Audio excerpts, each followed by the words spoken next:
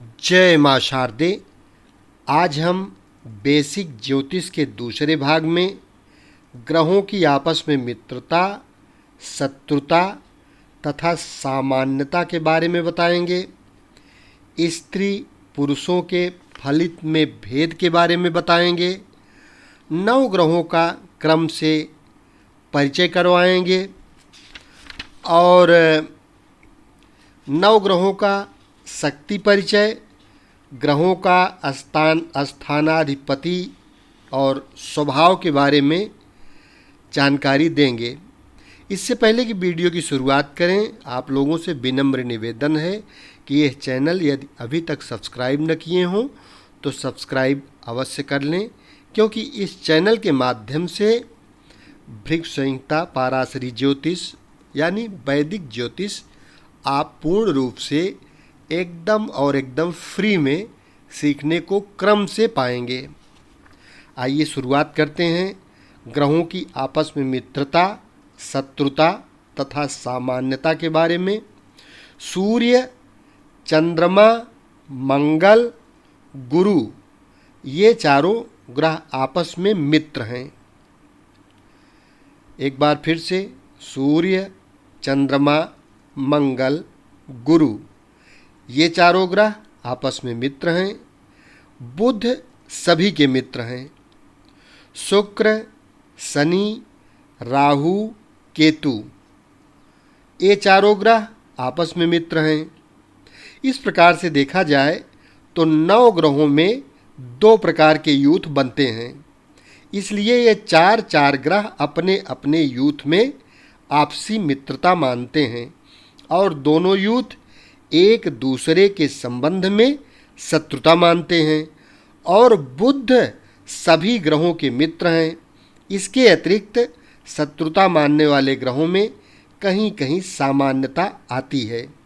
उस भाव का हमने फलादेश के अंदर बहुत ही स्पष्ट रूप से साफ विवरण दिया है, जो कि हमारे वीडियोज़ में आप प्ले लिस्ट में जा कर के देख सकते हैं। एक एक ग्रह और 12 की 12 राशियों का जो फलादेश दिया गया है, उसमें आप इसको स्पष्ट रूप से समझ सकते हैं, देख सकते हैं, जान सकते हैं। स्त्री पुरुषों के फलित में भेद की यदि हम बात करें तो प्रिय श्रोतागण, हमने आदि से अंत तक जो कुछ भी फलादेश लिखा है, यद्यपि वह पुरुष जात को संबोधित करके लिखा गया है, किंतु वास्तव में यह फलादेश स्त्री और पुरुष, बालक सभी पर लागू होने वाला है। परंतु एक बात का खास फर्क रहेगा, वह यह है कि पुरुषों की जन्म कुंडली में लग्न से 7वें स्थान का वर्णन करते समय जिस जगह पर स्त्री से संबंधित सुख दुख का फलादेश लिखा गया है, बताया गया है, उस जगह पर यदि स्त्री की कुंडली का फलादेश देखना हो तो उसके पति से संबंधित दुख सुख मान लेना चाहिए। इसके अतिरिक्त एक बात और है कि भाग्य के हर एक संबंधों में जहां अच्छे बुरे समय की और जिंदगी के भोगों की जानकारी करनी हो, तो स्त्री और पुरुष दोनों की जन्म कुंडली के ग्रहों से भाग्य की और भविष्य की जानकारी करना परम आवश्यक है, क्योंकि स्त्री पुरुष का भाग्य मिलकर साथ साथ चलता है। इसके अतिरिक्त परिवार में जो लड़के बच्चे पैदा होते हैं, उनकी कुंडली में माता पिता से संबंधित जैसे भी अच्छे बुरे ग्रह बैठे होते हैं, उनका फलादेश भी माता पिता पर लागू रहता है। और घर में कन्या का जन्म हो जावे तो जब तक लड़की की शादी नहीं हो जाएगी, तब तक उसके ग्रहों का असर भी माता पिता पर लागू रहता है। इसलिए सबसे पहले पुरुष की कुंडली के ग्रहों का असर, दूसरे स्त्री के ग्रहों का असर, उसके बाद पुत्रों के ग्रहों का असर, फिर उसके बाद चौथे स्थान पर देखा जाए तो पुत्री के ग्रहों का असर भी सामूहिक रूप से प्राप्त होता रहता है। 9 ग्रहों की अगर हम बात करें तो 9 ग्रहों का क्रम से हम परिचय करवाते हैं। सूर्य की आइए सबसे पहले बात करते हैं, क्योंकि ग्रहों में सूर्य राजा होता है, प्रकाश और प्रभाव का संबंधी ग्रह है। इसलिए जन्म कुंडली में सूर्य जिस स्थान का स्वामी है और जहाँ बैठा होगा और जहाँ देख रहा होगा वहाँ से प्रकाश और प्रभाव प्राप्त करेगा। चंद्रमा की अगर हम बात करें तो मन की शक्ति का संबंधी ग्रह है। इसलिए जन्म कुंडली में चंद्रमा जिस स्थान का स्वामी है और जहाँ बैठा है और जहाँ देखता है वहाँ पर मनोयोग का कार्य करता है। मंगल की अगर बात करें तो मंगल खून और शक्ति का संबंधी ग्रह है। इसलिए जन्म कुंडली में मंगल जिस जिस स्थान का स्वामी है और जहाँ बैठा है तथा जिस जिस स्थान को देखता है वहाँ पर अपनी शक्ति और तेजी का कार्य करता है। बुध ग्रह की यदि बात करें तो बुध विवेक शक्ति का स्वामी है। इसलिए जन्म कुंडली में जिस जिस स्थान का स्वामी है और जहाँ कहीं बैठा है तथा जिस जिन स्थानों को देखता है उन सभी में विवेक शक्ति के सहित कार्य करता है। गुरु ग्रह की बात करें तो गुरु हृदय की शक्ति का स्वामी है। इसलिए जन्म कुंडली में गुरु जिस जिस स्थान का स्वामी है और जहाँ बैठा है एवं जहाँ जहाँ देख रहा है उन संबंधों में हृदय की शक्ति के योग से कार्य करता है। शुक्र ग्रह की अगर हम बात करें तो शुक्र महान चतुराई का स्वामी है। इसलिए जन्म कुंडली में जिन जिन स्थानों का स्वामी है और जहाँ बैठा है और जिन जिन स्थानों को देखता है वहाँ महान चतुराई के योग से कार्य करता है। शनि ग्रह की बात करें तो महान दृढ़ता शक्ति आदि का एक अधिकारी है। इसलिए जन्म कुंडली के अंदर शनि जिन जिन स्थानों का स्वामी है और जहाँ बैठा है तथा जिन जिन स्थानों को देखता है उन स्थानों में दृढ़ता शक्ति से काम करता है। राहु की अगर हम बात करें तो राहु गुप्त युक्ति बल तथा कमी और कष्ट के स्वामी हैं। इसलिए जन्म कुंडली के अंदर जिस स्थान पर बैठते हैं वहाँ गुप्त युक्ति बल का प्रयोग करते हैं तथा अपनी कमी और कष्ट का कार्य करते हैं। केतु ग्रह की अगर बात करें तो केतु गुप्त शक्ति बल, कठिन कर्म और कमी और भय के स्वामी हैं। इसलिए जन्म कुंडली में जिस स्थान पर बैठते हैं वहाँ कठिन कर्म शक्ति एवं कमी तथा भय की प्राप्ति का कार्य करते हैं। और जन्म कुंडली में या ग्रह गोचर में जिस किसी भी ग्रह के सामने केतु आ रहे हों वह ग्रह भी भय युक्त हो जाता है। इस तरह से इन सब ग्रहों का हर संबंधों में विचार रखते हुए विस्तृत रूप से हमने फलादेश के अंदर फलादेश लिख दिया है, बता दिया है, जिसको आप सुन कर के कुंडली के बारे में ढेर सारी चीज़ें अपने आप समझ सकते हैं। 9 ग्रहों के शक्ति के विषय में अगर बात की जाए तो जो कोई भी ग्रह अपने क्षेत्र में बैठे हों या उच्च क्षेत्र में बैठे हों अथवा अपने क्षेत्र को या उच्च क्षेत्र को देख रहे हों तो उन सभी स्थानों की वृद्धि करते हैं। अर्थात इसको इस रूप में समझना चाहिए, जैसे सूर्य है तो सूर्य सिंह राशि या मेष राशि पर बैठा हो या इन्हें देख रहा हो तो यहाँ बहुत ही शक्तिपूर्वक कार्य करता है। यानी उन सभी स्थानों की वृद्धि करता है। चंद्रमा कर्क राशि में बैठा हो या वृष राशि पे बैठा हो या कर्क या वृष राशि को देख रहा हो, तो जिस भी स्थान को देखता है या जिस स्थान पर बैठता है, उच्च का होकर या स्वराशि का होकर, तो वहाँ वृद्धि करता है।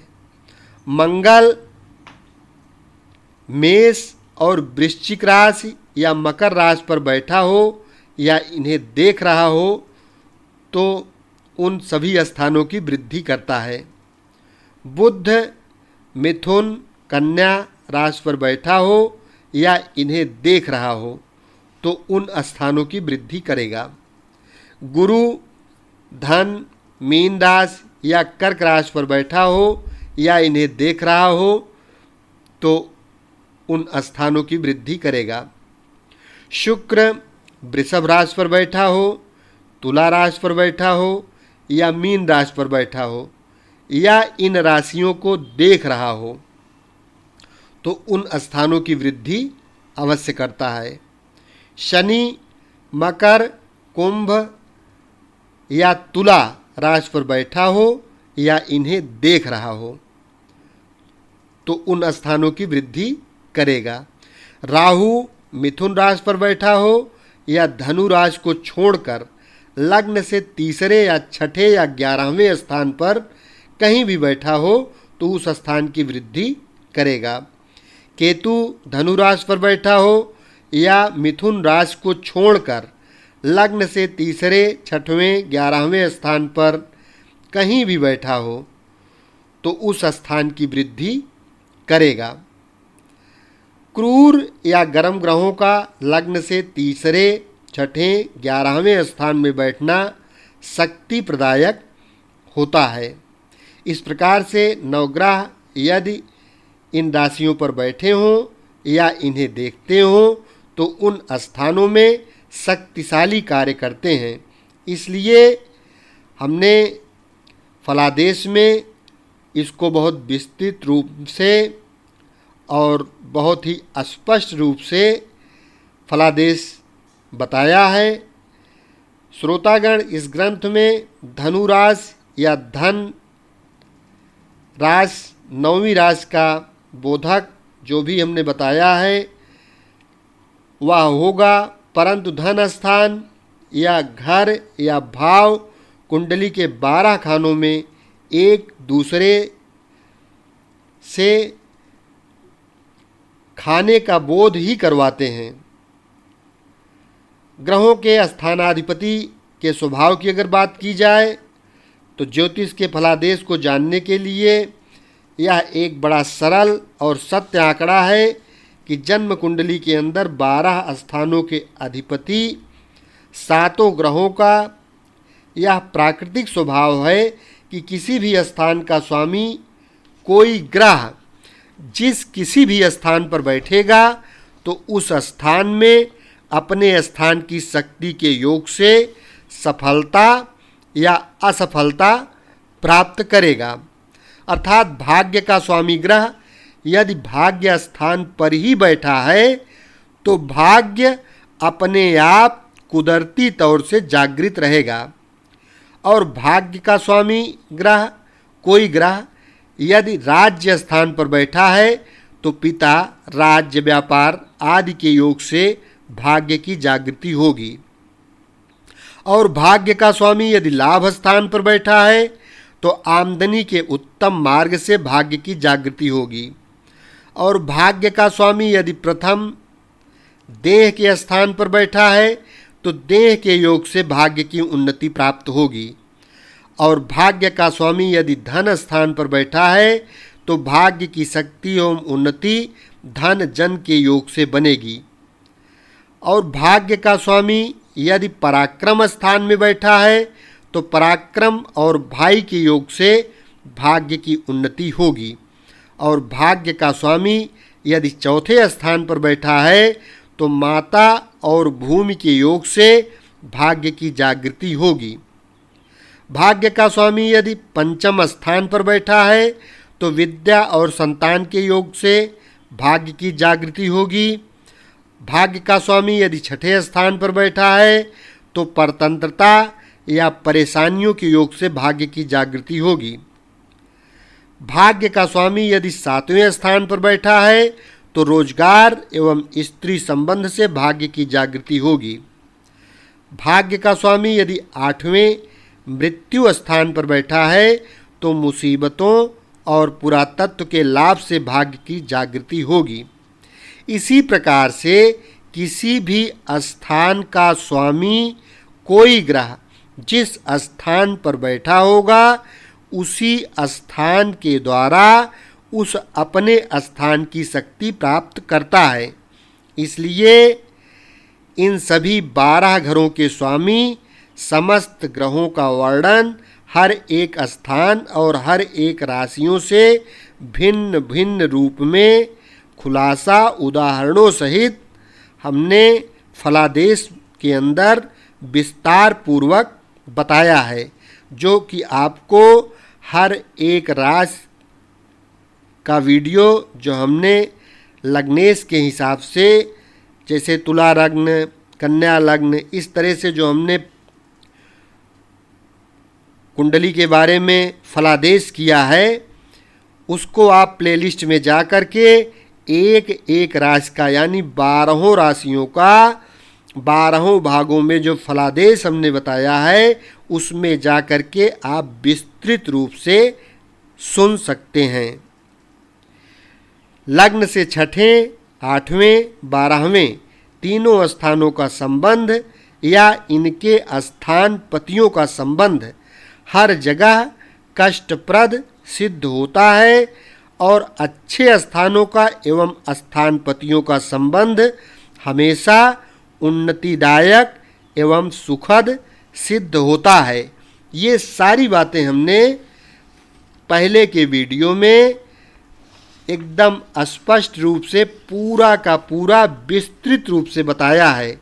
मेष लग्न से लेकर के कन्या लग्न तक की कुंडली का फलादेश आप प्लेलिस्ट में जाकर के अलग अलग 12 भावों का 12 राशियों का पूरा फलादेश देख सकते हैं, सुन सकते हैं और सुन करके उसका फलादेश कर सकते हैं। इस प्रकार से कुंडली की बेसिक जानकारी आपको हम लगातार वीडियो के माध्यम से देते रहेंगे। कुंडली के बारे में बताया गया एक एक शब्द किताबों से चुन चुन करके छांट करके जो फलादेश निश्चित ही होता है वही हमारे द्वारा बताया गया है। आप इसको लगातार सुन करके निश्चित ही ज्योतिष एकदम फ्री में सीख सकते हैं। शेष अगले भाग में। धन्यवाद।